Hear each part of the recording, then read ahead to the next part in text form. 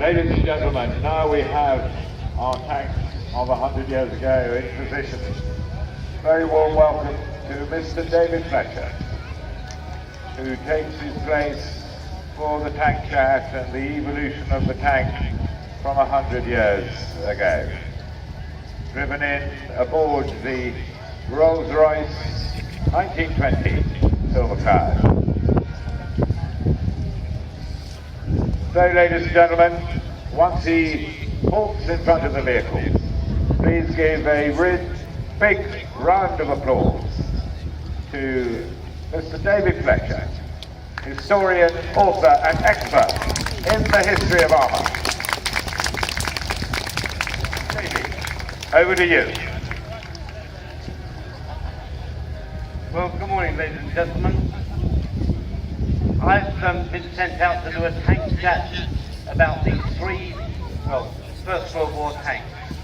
And we've chosen a good year because 2017, 1917, we've got 100 years exactly apart. And of these three, the only tank which is genuine from that period, in 1917, is the Saint-Chamond, the French tank at the end, sent over by courtesy of the Musée de Blanc in Saumur. Mark IV was made for a movie fairly recently, for War Horse, and of course the A7V was constructed for us by Bob Grundy up in Wigan. So they're probably a bit artificial, but for our purposes, to discuss what the different tanks are like, they're probably as good as anything you'll see anywhere. Now we'll start with the Saint-Chamond because it is the original tank and well worth looking at. The first thing you'll notice, it's like the A7V in that it runs on the same kind of crawler gear as the original Holt Caterpillar tractors from the United States, which is where both the French and the Germans got their inspiration from. That's why it's so different in outline from the British tank in the middle. It's powered by a 90 horsepower Panhard petrol engine that drives a 52 kilowatt generator, which in turn drives two electric motors. Now those electric motors drive the tracks, and in theory, petrol electric or diesel electric drive they have now is ideal for tanks because you have no gear changing, no gearbox to worry about. You can just go right up to full speed, a good 5 miles an hour if you're lucky.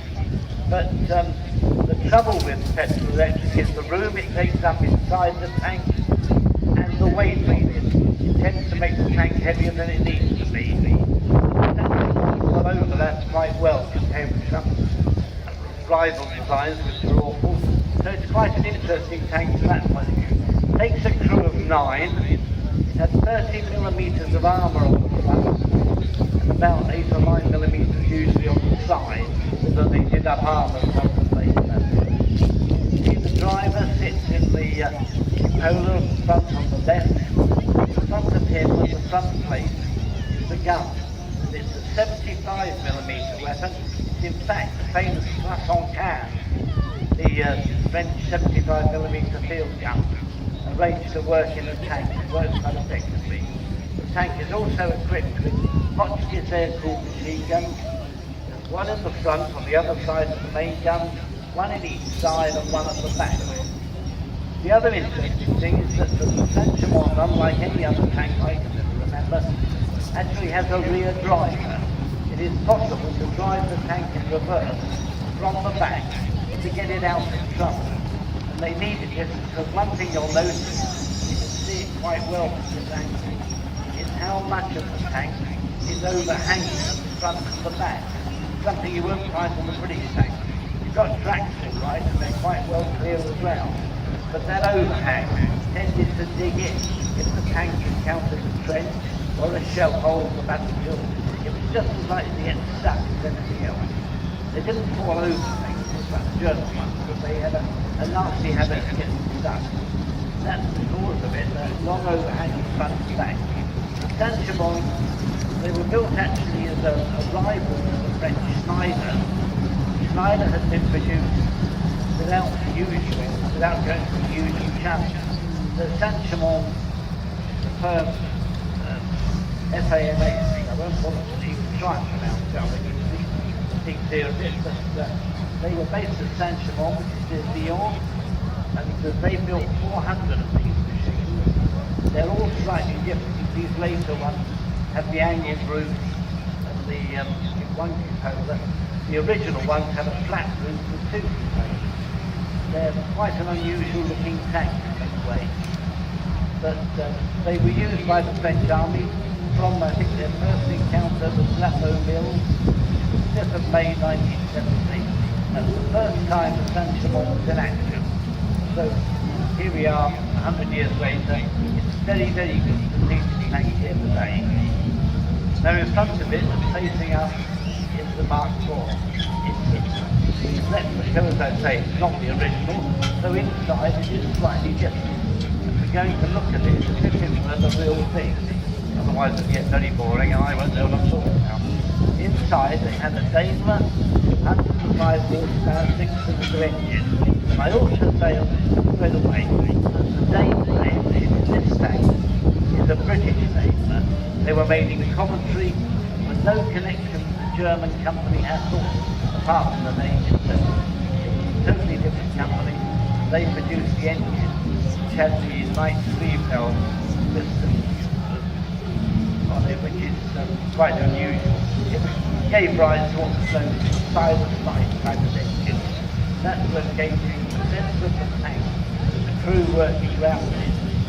Now, back from the engine, you've got a 2-speed gearbox, 2-speed reverse anyway, which is the same as you get in the Daimler vehicle, and then a differential, same as the back axle of the car, only about 4 times as big, and then the half shaft going out to each side. And those half shafts actually in secondary gearboxes. So you actually need 2 other men stationed in the back of the tank to change the secondary gears if you need them. To give them a higher range of gears, gives you 4 speed gears. So they also use these gears for steering. By knocking one set of gears into neutral, having the other in drive, and then applying a brake to the other track. Spin the track round more than pretty good. That's the idea. It meant that 4 men out of the 8 men in the tank crew were all engaged in driving the tank, which is not really very convenient. And bearing in mind that inside it's very hot, very, very noisy, and that energy going and fumes floating about everywhere, they can't really think or see one another. They can't hear people speaking. So you find that unless you had good teamwork, unless you had people who really knew their stuff, who could change gears quickly, because every time the tank changes gears, it has to stop. And that's a great advantage of the petrol electric system in the French tank, that it would accelerate through what was the gears, north and whatever speed you like, and all do it without stopping. With the Mark IV, you had to stop and change gear every single time. So even when it turned, you had to stop, alter the gears, turn, alter the gears again, and then go straight ahead. So you had to do 3 stops with every single turn. They were slow, very laborious things to be going. But it's quite an interesting vehicle to say. The Mark IV has 12mm armour on the front of the cab and about 8mm on the side. It was really designed only to keep out small arms fire and shell fragments. It wasn't really any good at resisting the fire of a real shell. If it hit it, it blew it apart. And that was a risk they had to take. What is interesting is that they built 1,200 of these Mark IVs. They built 400 at Saint-Chamond, so they built quite a lot of boats, considering the tank was complete novelty. No one had ever tried anything like it before. And established the tank first. Bearing in mind that in 1917, the tank was less than a year old anyway, so it's quite amazing that they got as far as they did. You'll notice also with the British tank that the gun is a 57mm, 6 pounder gun, carried in sponsons at the side.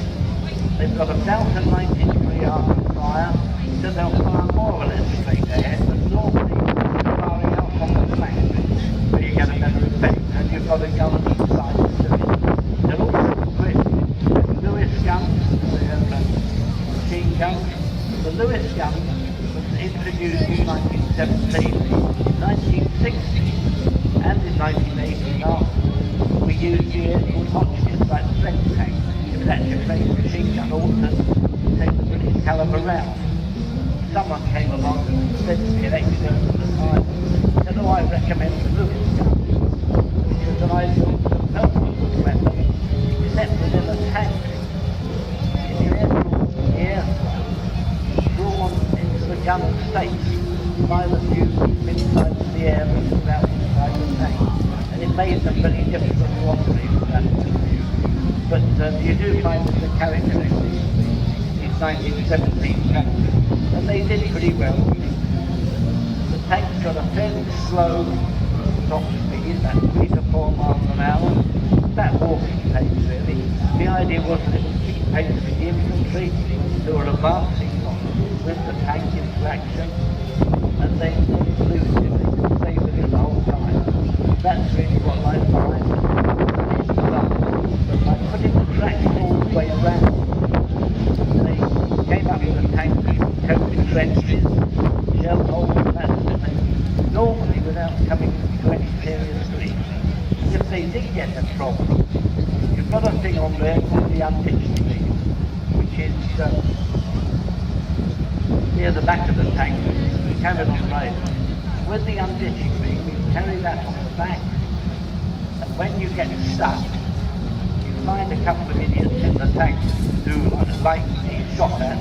You send them outside, they chain the beam to the tracks, and then the tracks drag, which are slipping, of course they're not going anywhere, drag the beam around to the tank, and the tank climbs out over it. Really quite impressive to see it going. It doesn't do the thing a lot of good, so it's devastating way.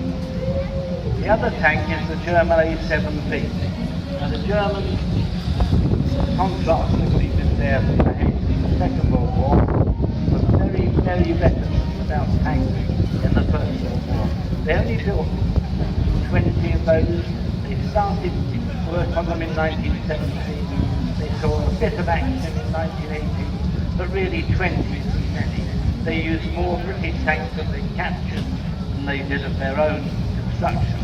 Now the A7B uses the whole suspension exactly the same as the Saint-Chamond really, except that it's more overhung by the hull and much lower down.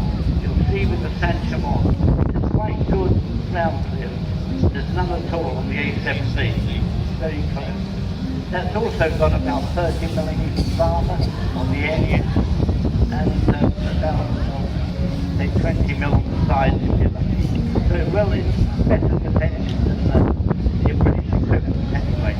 It's armed with a 57mm gun, and although it's normally a captured Russian gun that they use, it's very similar to British guns. Exactly the same, 57mm, 6 pounds a gun, firing from the front of the tank. It's also got machine guns all the way around, 2 on each side, 2 more on the back. And each one of the guns, 57 on the front, and those machine guns, all require a crew of 2. That's 14 men. Then you need 2 more men to drive the tank, to drive the commander. They sit in that box up the top of the tank. And then working down the bottom, you also have 2 men who are trained drivers that are in there mechanics. There are 18 men inside the A7B. If you knock it out, you still got them to deal with afterwards. It's not so easy. The other trouble with the A7B was they were not only prone to get stuck, they weren't very good at crossing sections. They had a nasty habit of falling over. When they fall over, it's by then the track flashing out around. The crew is then alive to crawl out if they're lucky. So that's how they work. Now the A7B is driven by 2 Daimler 100 horsepower engine and Daimler Electric, the German automaker. The two engines drive back through two three-speed gearboxes.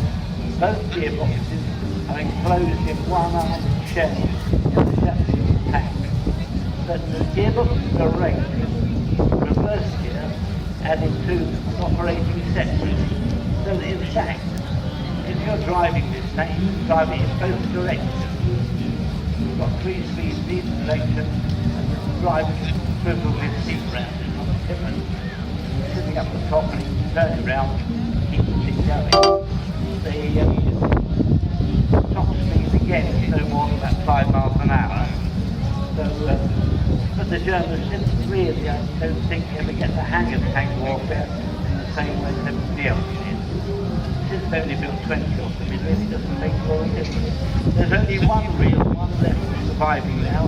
That's in Brisbane in Australia, if you want to see it. It's the only real A-7B left. There's a replica in Germany, which is a real replica, not like this one. But the only difference is that this one at least runs, which the German does. But if they were having a look at it, they're a very, very interesting view. But not up to the standard of the British tankers, the cross-country vehicle, or anything else. And that really is the thing. What we've brought out for you are 3 tanks, 1 French, 1 British, 1 German, all within 100 years of their first invention. And that really is quite something. Thanks very much.